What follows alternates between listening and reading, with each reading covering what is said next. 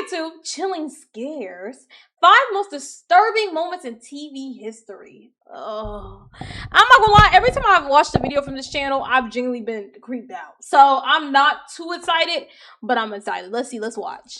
In the early hours of October 15th, 1980, a small staff at WCPO in Cincinnati was working through what should have been an ordinary night shift. But at around 2 a.m., news reporter Elaine Green and a channel photographer were heading out to their cars when a man carrying a semi-automatic rifle stepped out from the dark and ordered them back inside. He assured them no one was going to get hurt and he just wanted to say something he needed the cameras for. The man was 41-year-old James Hoskins, an out-of-work artist living in Cincinnati's Over-the-Rhine neighborhood, which is one of the poorest areas in the city. Along with the rifle, he also had 5 handguns and roughly 600 rounds of ammunition. By the time the rest of the staff realized what was happening, James already had the entire newsroom under his control. He gathered all 9 employees at gunpoint and told Elaine he wanted to go live on television to deliver a message. Elaine, however, convinced him to record the interview on tape instead, preventing the station from airing an unpredictable hostage situation live to viewers at home. What no one at WCPO knew yet was that the most tragic part of the night had already happened hours earlier. When the camera finally started recording, James began explaining why he had come there in the first place, while holding a gun in his hand the entire time. He killed somebody else? You're so fucking lame, bro. Like, why can't y'all just, like, you know what I'm saying, and leave everybody else out of it? Okay. Well, I really didn't have anything together, but there's been so much violence. He talked about the violence and poverty he witnessed every day from his apartment window in Over-the-Rhine. There's not enough attention paid for the poor people in the Over-the-Rhine area, and there seems to be in the country a growing kind of thing to keep black and white at each other's throats, to keep the rich on top. Well, hold on. Maybe I spoke too soon. Hold on, let's hear him out, guys. Hold on. Poor people have no way to fight. The police have become the knights, the buffer between the rich and the poor. And the poor, I don't know if you've ever been in the Over-the-Rhine area to see the old people. They have nothing. I watch them. They have nothing. They sit in their bed all day long. And that's all they have to look forward to. Nothing's happening for them. Nobody cares. Nobody does anything for them. He then turned that frustration toward the media and the city itself, accusing news stations of only entering these neighborhoods after someone had been killed, while city officials cleared low-income housing so visitors coming for conventions wouldn't have to see the poverty there. It seems like the things you should be covering, you don't cover. Hold on, guys. I don't know. Well, maybe he has a point. I don't know what crime he committed yet, but he might have a point. You don't, you never come into the area unless somebody gets wasted. They're displacing people. They tear the buildings down so that when the people come into the convention centers, they don't have to look at the poor people. But even as James laid all of this out, he kept speaking like a man who knew exactly how the night was going to end. Can you see this world from your window? I can see the world from my bay windows, up and down the street. Possibly a story could be done from your window of the world you see. I won't be there in my windows after this, I'm sure. Maybe you can do it from my windows, but I won't be there. This only added to the seriousness of the interview. But for a man forcing people to listen at gunpoint and claiming that he was about to no longer be here, most of James's points didn't sound completely detached from reality. He was rambling and at times struggled to get his thoughts together. But his anger kept circling back to real problems and a system he believed had abandoned the people it was supposed to protect. This would go on for nearly 10 minutes. As the tape started running out, Elaine asked if there was any final point he wanted to make. And that's when James finally said what he actually wanted next. Jim, we have probably another minute or so on this tape. Is there any other point you wanted to make? I can't think of any point I want to make, except give me a place where the police can come and get me and we're going to shoot it out. And you people can leave. Well, let me pick. All right, James. Good job, y'all. Let's air it in 3. That's all you gotta say. That's all you gotta say. Girl, put the mic down and go. Here? Well, I don't see any other place for me to shoot it out. They've got their magnums. They want to hurt the poor people in the street. Girl, I've got my magnums. hand him the mic and go. Hearing that, the people in the room tried to reason him out of his plan. Reason prison. He's already kidnapped y'all. Y'all not the detectives. I'm sorry. Pointing out that once he said y'all can leave y'all shall. Say no more. Say no more. That what he had just said sounded too idealistic to end in a shootout. But James's response to it immediately changed. Look, he made some good points. Whatever happens from here, we have to step back from. We just news broadcasters. The context of the entire interview. Idealistic things you just said. How You seem such a nice gentleman. yeah, you could do. I blew my girlfriend away tonight. It's over for me. Well, you was on the right track. No, it's not funny. No. It's not funny. I'm not trying to make this a joke. I was trying to say, like, I was with you, and then you lost me. I was like, okay, he's letting the news people go. Maybe he just got a point to prove for the city. You know what I'm saying? But then he said he killed his girlfriend, unfortunately. And it's like, what I'm saying? Well, now, I can't stand behind that, but... Before coming to the station that night, James had shot his girlfriend, 30-year-old Melanie Finley. Because she lived with you. She was later found inside their shared apartment on 12th Street. This confession made his calmness even more disturbing, as it became clear that James wasn't using the cameras to fight a corrupt system. He was using them to explain something he believed could no longer be undone. And even after Elaine and others kept pleading that he could still get help, James insisted he was already past saving, blaming drugs, paranoia, and a plan he said had started long before that night. We don't want to see I have no her. choice. I have murdered my girlfriend. I have been taking this weird drug. I am out of my mind, But you man. can get help. I can't. We planned. We did all these give things. this whole man thing was the planned mic. back in San Francisco. It was all started out. Over the period of time, I've become paranoid. I tell you, the drugs or the angel dust people turn me on to angel dust. They did numbers on me in San Francisco that I ran from one end of the place to the other. That's unfortunate. He was certain that he couldn't come back from what he had committed already. I know that I'm slipping away. Can't we help you before you slip in? You don't want to slip completely I'm away. gone. I'm gone. All they'll do. I don't know. There is no help for me. Look, I murdered my girlfriend. God damn, man, I killed her. After roughly 90 minutes, James let all 9 That's hostages sad. leave unharmed and barricaded himself alone in the newsroom as police and SWAT surrounded the building. Negotiators spoke with him by phone through the morning, trying to talk him down. But at 9:15 a.m., while speaking to an officer on the phone, James said, "Well, it's time. I'm going to do it now." Police waited another 4 hours before entering the building, fearing it might be a trap. When they finally went inside at 1:45 p.m., they found James on the newsroom floor with a self-inflicted gunshot wound. And when investigators searched his apartment, they realized the interview at WCPO may have only been one part of a much darker plan. They found more weapons, bomb-making materials, and detailed files on prominent city figures, filed under labels like political creeps, business creeps, and police tactics. Elaine Green later won a Peabody Award for her courage in the interview. Much of what James said that night still sounds like fair criticism even today, but the way in which he forced the world to hear it is what made the footage so disturbing. And when I laughed, I want to, clarify myself. I really did think it was going to go in another way. Like maybe his smoke was for, the system and corrupt political leaders. Like they said how he had list of, creep and political powers and corrupt people and stuff like that. He said he was going to let them go. So I was like, okay, actually, maybe I'm not advocating for violence. I'm saying I am just a streamer. But, I'm saying? Maybe, he's just like a, I'm gonna get it done myself. I'm saying? Y'all weird. I'm saying? But then he said he killed his girlfriend.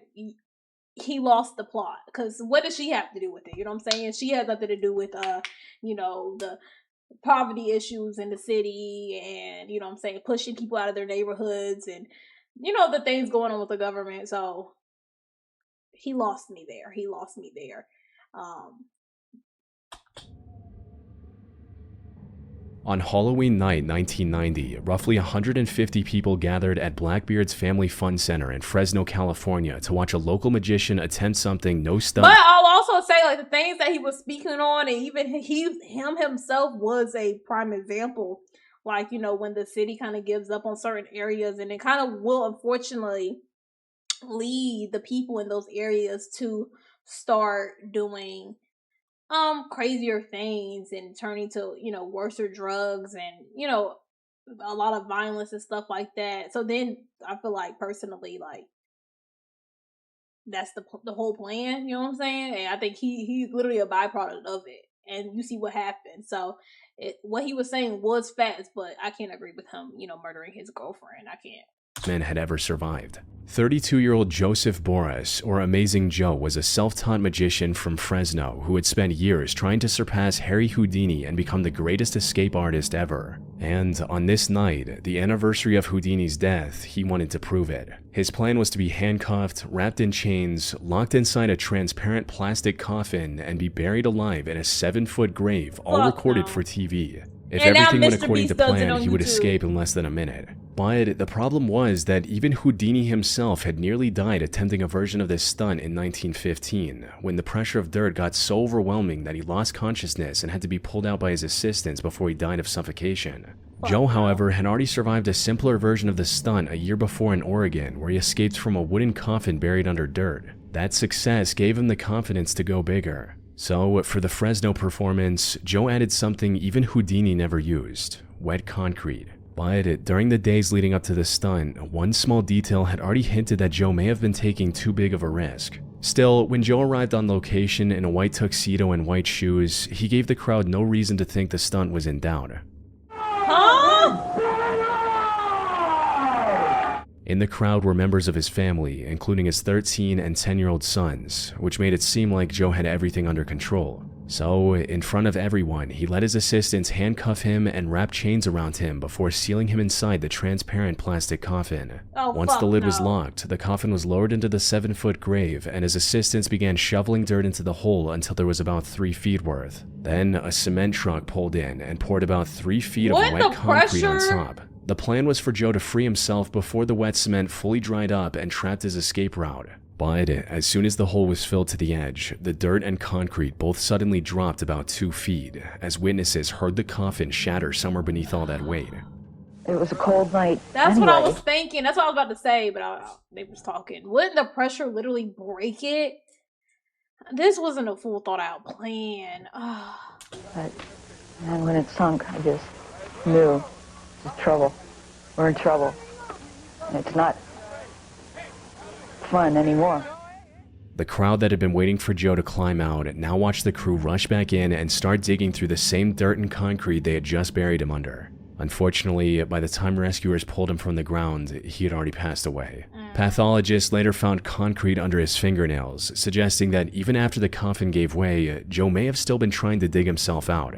But the most disturbing part is that this collapse wasn't some freak accident no one could have seen coming. Joe's entire plan depended on him escaping the coffin in under a minute, because once the concrete covered him, there was almost no room for delay. But during practice, the same escape had taken 5 minutes. On top of that, the plastic coffin had already cracked during one of the earlier practice runs. But instead of replacing it, Joe patched it up himself using glue from a hardware store. Even Joe's own assistant later said that he never calculated the combined weight of the dirt and wet concrete together, and that his only test of the coffin's strength was jumping on it. To give you a rough idea, if the grave covered about the same footprint as the coffin, the 3 feet of dirt alone would have weighed close to 4,000 pounds. Then the wet concrete added another 7,500 pounds on top of that. Nobody on this team thought this through all the way. There's just no way. Or not even a quick fact check for somebody By the time the grave was filled, the plastic coffin was holding roughly 11,500 pounds of weight, which, to put things into perspective, is almost the same weight as an adult elephant. As the coffin collapsed, all that pressure dropped directly on Joe. The Fresno County Coroner's Office ruled his death as asphyxia caused by compression of his chest. In the end, Joe Boris died on the same night as the magician he had spent his whole career trying to surpass. At around 9:30 p.m. on May 28, 1982, viewers in Phoenix, Arizona had their regular programming interrupted by an unscheduled broadcast on KOOL. Us to relay to you. Mr. Gwynn, is it all right for our guest to leave the studio now? All right, you may leave now. On the screen was veteran news director Bill Close, sitting next to a man he addressed as only Mr. Gwynn and reading aloud from a handwritten script. This is the script that Mr. Gwynn gave me, and I'm going to read it verbatim, and anytime you wish to interrupt me. The words jumped between country music singers, religious prophecies, civil war, and a coming World War III. To the viewers watching at home, the broadcast looked strange enough on its own, but what they couldn't see was a .38 caliber rifle aimed directly at Bill's stomach beneath the desk. The man sitting beside him was 28-year-old Joseph Billy Gwynn, and roughly 4.5 hours earlier, he had forced his way into the KOOL building carrying that revolver and a small portable television monitor. The first person he came across was production assistant Nancy Petranka, whom he confronted before pushing past her and forcing his way deeper into the station, where another employee named Louis Villa stepped in his way and tried to stop him. But Joseph pistol whipped him across the head, locked him into a chokehold, and dragged him straight onto the set where Bill and 2 other station employees were preparing to go live for the evening news. With 4 employees now under his control, Joseph fired a single shot into the ceiling to prove his weapon was real. But when Bill asked what he wanted, Joseph's answer only raised more questions. In visions and dreams, how God showed me what was going to happen in the future. Those cities are going to be built and there's going to be destroyed. There's going to be civil war in America. America is going to be divided up. By then, the people inside the station had already realized they were dealing with someone whose grip on reality was slipping, badly. Over the next several... I mean, how do I say this? History could have told you that, brother. You know what I'm saying? hours, Bill worked the phone with police negotiators, carefully relaying Joseph's demand to appear on television and have his statement read live on air. And I'm only saying that is because I feel like a lot of times I'll be hearing people and they'll be like, I'm not gonna say a lot of times, but they'll be like, oh, we'll be divided and civil war and, you know, we'll be against it. And I just think like, I think of my people and I just think, I don't know. You know what I'm saying? Okay, anyways. And every time he spoke to police, he had to walk back over to Joseph and calm him down before he started believing he was being stalled or ignored. But as the hours dragged on, Joseph became increasingly convinced that the station had no intention of broadcasting his message. And the longer he waited, the more desperate he became. So, with Joseph growing more unstable and a loaded revolver still pressed against Louis, police finally agreed to let him... All I'm saying is that I feel like a lot of times, especially when non-black Americans say that, it just kind of makes me think like, how I could just tell like reality really hasn't sunk in. You know what I'm saying? Go live on air with Bill at around 9:30 p.m. There's just no way black people were in your mind and you're like, oh, like. Anyways.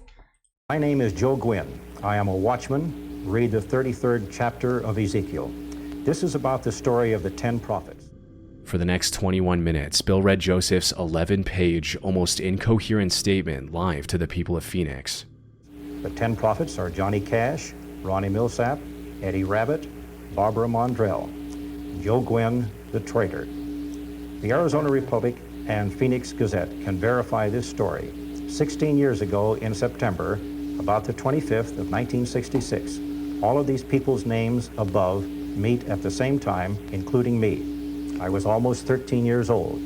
We all meet, and we're together at the same hour. Mysteriously, I was the only one who knew what it was about. The others didn't. I did. The more Bill read, the harder the message became to follow, drifting from biblical prophecy into Islamophobic rambling. Then the angel shows me a book about me and the life I was supposed to live. How terrifying it must be to be The angel told me the story about the 10 prophets. Then he told me I was a watchman, Ezekiel chapter 33. The angel told me I would meet all these people, the 10 prophets, the country singers. This is these people's part they have in this. Back to the beginning. Islam used sociology on our people. Islam is using this sociology on children. They used it on my generation to start the hippie movement and drugs, and on today's generation to turn them into punks and punk rockers by hypnotism. As the statement went on, Joseph's prophecies got even more bizarre, describing an American civil war and a third world war that he believed were coming in the years ahead. Islam is going to blow these cities up with atomic bombs. These 5 cities are Cyclops in Pennsylvania, Ominix in Arkansas, Yosemite in Nebraska, Isolox or Itchabad in Idaho, and Snicks in New Mexico. All these cities will be isolated. After this happens, there will be civil war in America. The United States will be divided up into 4 countries. World War III will start in the fall of 1988. Edward Kennedy will lead the United States in World War III. He will be the next president and be elected 2 terms. The angel said we could unite and fight these Muslims, their Islam, and their allies. But the clearest sign of how far gone Joseph was came from the small monitor he had brought with him. Throughout the broadcast, he kept checking it to make sure the station was actually airing his message, as if the only thing Joseph trusted in that room was the version of reality playing out in his own mind. When Bill finished reading the final page, Joseph calmly handed Bill the revolver and surrendered without resistance.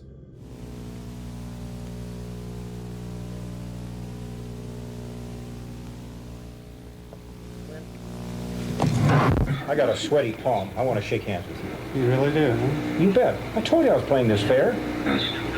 Did you think you didn't trust me all this time? Oh, hell, it's all right. Leave him alone. It's okay. Put down the guns. I have the gun. Back off with the guns. By that point, every person in that studio had spent almost 5 hours trapped inside a situation that could have changed any moment Joseph stopped believing Bill was on his side. Joseph was later charged with 4 counts of armed kidnapping, 3 counts of aggravated assault, and first-degree burglary. But after pleading no contest, he was declared legally insane and committed to the Arizona State Hospital. However, Joseph was released just 6 months later, despite prosecutors and even some of the psychiatrists involved warning that they weren't convinced he was safe to be back out in public. And how the fuck he get released this month? 2 years after the hostage crisis, the same delusions appeared again. Joseph was arrested at a Phoenix convenience store after assaulting and threatening 2 clerks while screaming that Johnny Cash was going to kill his family. This time, the arrest triggered a probation violation from the original hostage case. Joseph was sent to prison, and he wouldn't be released until 2005, more than 2 decades after he first walked into that newsroom with a gun. Ciao. On March 5th, 1989, a local news crew in Moncks Corner, South Carolina was filming the 3rd day of the search for 5-year-old Justin Lee Turner. 2 days earlier, Justin's stepmother, Pamela Turner, had called the Berkeley County Sheriff's Office after he never came home from school. According to Pamela, Justin had left that morning to catch the bus from a neighbor's property a few hundred yards away. But when the bus returned that afternoon, he wasn't on it. And once police checked with the school and other witnesses, they learned that he never made it to the bus that morning. For the next 2 days, local police, the Berkeley County Rescue Squad, and dozens of volunteers searched the area around the Turner property off Horseshoe Road. They combed through the woods surrounding the home and checked sheds, storage spaces, and abandoned structures across the property, but still found no sign of Justin. By the morning of March 5th, search crews were getting ready to spend another full day going back around the same ground while a local TV crew from WCBD followed them around documenting the search. Go all the way, cross. But the search barely lasted 5 minutes, as Justin's father, Victor Lee Turner, walked up to an old camper on the family's property and looked inside. My son's in there. Everybody stand back. Everybody stand back. Inside a cabinet in the camper was the body of 5-year-old Justin Lee Turner. And in the few seconds caught by the TV crew right after the discovery, Victor may have revealed something he never intended to. The Turner property was immediately locked down as a crime scene. State agents started searching through the camper in the family's home, checking for fingerprints and trying to figure out how Justin ended up hidden there in the first place. Autopsy results later showed that Justin was strangled to death. But the physical evidence from the camper led nowhere, and the case went on to stall for years to come. Without any solid lead, attention slowly shifted back to the moment Justin was found. Investigators found that, according to reports, the camper had already been searched during the first 2 days Justin was missing, and nothing had been found inside. So, if those earlier searches were done properly, then someone had— I have a theory, but I don't want to guess, and then that'll be fucked. It would be a fucked up guess if I'm wrong, so. placed Justin's body there after the search was already underway, while police, volunteers, and reporters were still moving around the property. That meant the killer had enough access to the Turner property to return to the camper without being noticed. Even the footage captured by the TV crew added to that suspicion. When Victor looked inside the camper, he didn't seem to rush in to check whether Justin was still alive. He didn't even call out his name or try to pull him out. He backed away almost immediately, as if he already knew what he was going to find. Now, to be fair, there's no single normal way for a parent to react to something like that. But investigators still found the behavior difficult to ignore, especially considering how quickly Victor went straight to the camper once the search resumed. Then my thing is, it's on their he is on their property.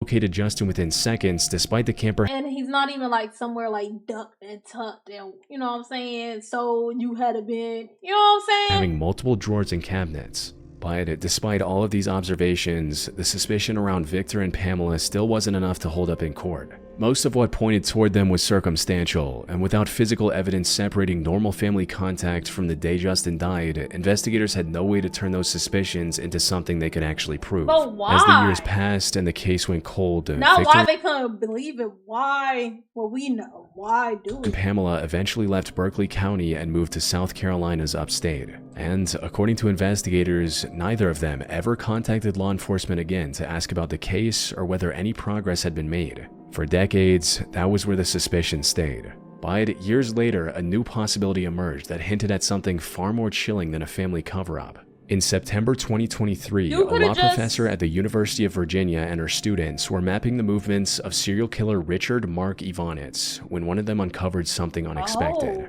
Richard had served in the Navy, and after tracking down naval records, the student found that the ship he was assigned to arrived in Charleston on March 3rd, 1989, the same day Justin vanished. Monk's Corner, where the Turners lived, was only about a 50-minute drive from the port. And once researchers started comparing Richard's known crimes to Justin's case, the similarities became difficult to ignore. But just like the theory surrounding the Turners, there was still no physical evidence directly tying Richard to Justin's death. Unfortunately, the police couldn't question him because by that time, Richard had already been dead for more than 20 years. He had lost his life in a police chase in Florida in 2002 after one of his kidnapping victims escaped and identified him to authorities. To make matters worse, his body was cremated and his ashes scattered, leaving no way to test his DNA against anything from Justin's case. So instead of pointing suspicion away from the Turners, the theory only left investigators stuck between two possibilities that were both disturbing in completely different ways. Either someone close to Justin had killed him and hidden his body back on the property while the search was already happening, or a serial killer from outside had somehow entered that same space without leaving proof behind. The answer But the thing is, he entered their property, took the son, killed him, no... I don't know, how would that work? How would that map? Where would he come into town? Was he familiar with the town? Was he from there? I can't remember. I want to see... Remained uncertain for decades, until investigators announced what looked like the first real break in the case in 35 years. Using newer forensic testing methods, investigators re-examined microscopic fibers recovered from Justin's shirt and compared them to a rope found inside the Turner home. According to them, the fibers were consistent with the possibility that the same rope had been used to strangle him. Shortly afterwards, 68-year-old Victor and 63-year-old Pamela Turner were both arrested and charged with Justin's murder in January 2024. Why not just give him to a family member? Give him, you know, put him up for adoption, drop him off at the police fire station. You know what I'm saying? Like, why'd you have to kill him? Unless you did something to him and you couldn't have him go tell other people. But if you just didn't want to be parents that fucking bad, you didn't have to be a fucking parent. You didn't have to take that little boy's life. And for the first time in decades, it looked like the case might finally be heading towards some kind of answer. But just a few months later, it fell apart again. In June 2024, Judge Roger Young dismissed the charges with prejudice, ruling that after 35 years, with over 20 witnesses either dead or unable to testify and no real new evidence on the table, there was no way to give the Turners a fair trial. Because it was dismissed with prejudice, the decision was permanent and the charges can never be refiled. Wow. So after everything, the mystery of Justin's murder landed. I don't know. I'm not going to say I think the parents did it to their own child because that's just such a sick thing. But the other narrative or option being the serial killer who has a prior history of doing this and like, okay, but his ship, naval ship, would have landed that same day. But then, okay, how would he have gotten into the town to the little boy? It was said he didn't even get on the bus that morning. You know what I'm saying? Like, that's like a real accurate snipe for somebody who just got off a boat 5 seconds ago. you know what I'm saying, to catch this little boy on the way to the bus stop at a certain time, a certain hour every day of a school. You know what I'm saying? I don't see it.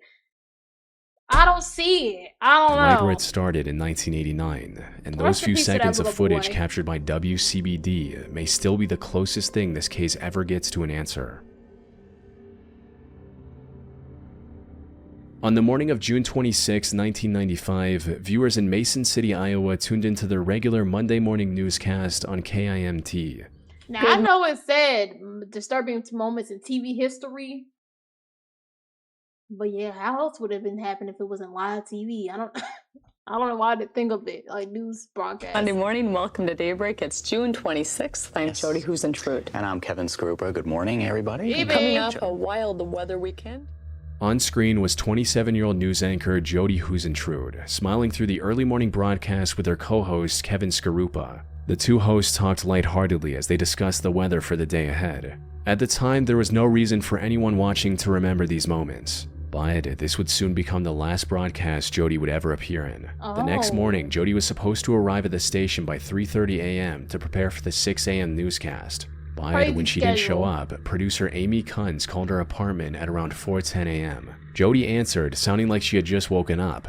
She said she had overslept and told Amy she would be right there. That was the last confirmed contact anyone ever had with Jody Husentrud. By 6 a.m., when Jody still hadn't arrived, Amy was forced to anchor the show without her. And that alone was enough to worry the newsroom, because Jody had never missed a newscast before. Shortly after 7 a.m., her coworkers called the police. When officers arrived at her apartment, the reason she never made it to work became clear within minutes. Jody's car was still parked just outside her apartment building, but everything around it suggested she had been attacked right as she was trying to leave. Scattered around the car were her belongings, including her shoes, blow dryer, hairspray can, earrings, and a bent car key. Nearby officers also found drag marks on the pavement and clear signs of a struggle. Nobody in the apartment complex came outside throughout that time?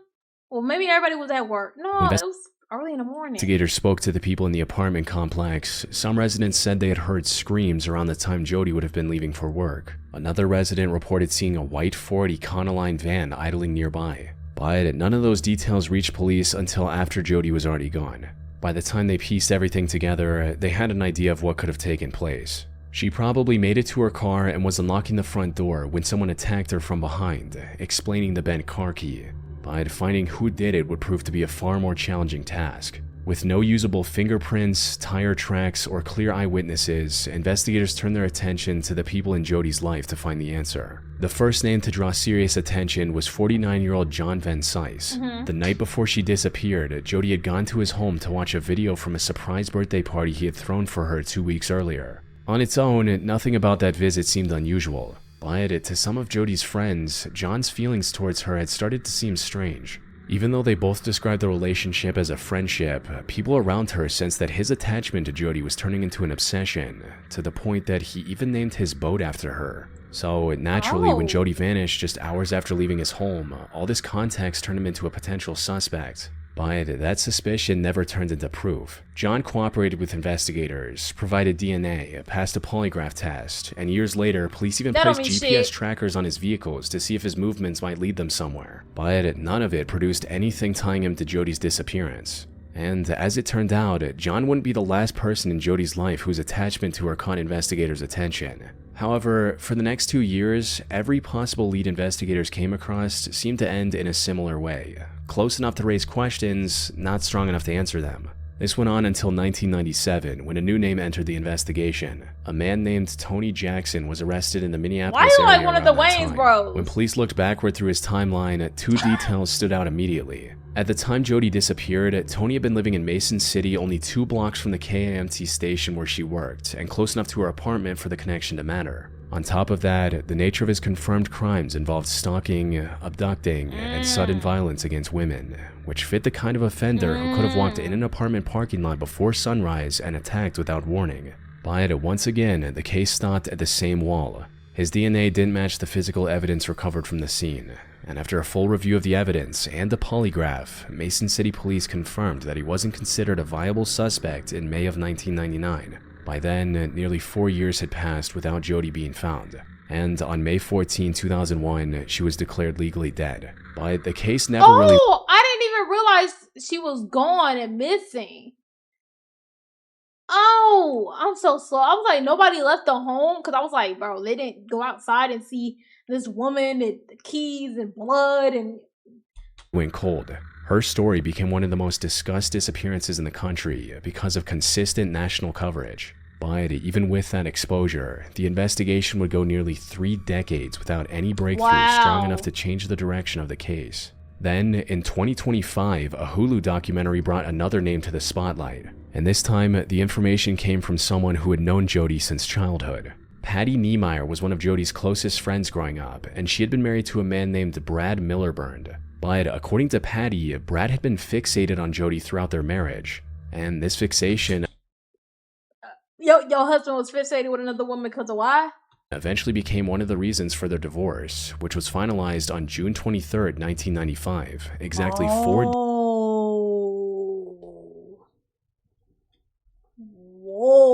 days before Jodi disappeared. Once investigators looked closer at Brad, one detail pulled the case back to something witnesses had reported from the very beginning. At the time of the abduction, Brad had access to a white Ford Econoline van. You knew that though. Like, you knew that, friend. Which he used for work. It was the same type of vehicle someone had seen near Jodi's apartment that morning. Once this connection was established, investigators calling as a tip. Showed Patty a few sketches of a man who had reportedly been seen around Jodi's apartment complex before she disappeared. When Patty looked at these sketches, she seemed confident that they looked like Brad. Unfortunately, just like every other person of interest in this case, that lead never turned into anything meaningful. Brad denied any involvement with the disappearance and cooperated with investigators. And after multiple interrogations and thorough property searches, officials found no forensic link connecting him to the crime scene. So, even after thousands of tips and several persons of interest over the decades, no one has ever been arrested or charged for Jodi's disappearance. And more than 30 years later, the broadcast from the morning of June 26, 1995 still remains the last public record of Jodi Huisentruit alive. Wow, rest in peace. I hope there's a turn in her case and they find the person who does it and she gets justice, or at least he'll find her, or I'm sure there's little to no remains at this point. It's been 3 decades, but so sad, bro. These were disturbing. This was a disturbing video, but interesting. I enjoyed this. W video, bro. W freaking video.